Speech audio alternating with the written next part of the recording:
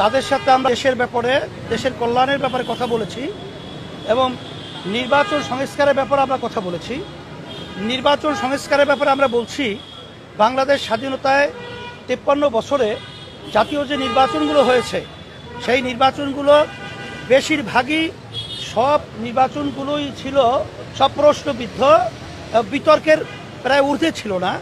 বিধায় আমরা peer system, অর্থাৎ প্রতিটা ভোটারের সেখানে ভোট মূল্যায়ন হবে এবং জাতীয় সরকার, যেটা আমরা বলি যে সমস্ত প্রতিনিধি, সমস্ত দল তাদের দলীয়ভাবে তারা মার্কায় বাংলাদেশের জনগণ ভোট দিবে, ভোট আনুপাতিক হারে সেখানে প্রতিনিধিত্ব সংসদে দায়িত্ব পালন করবে।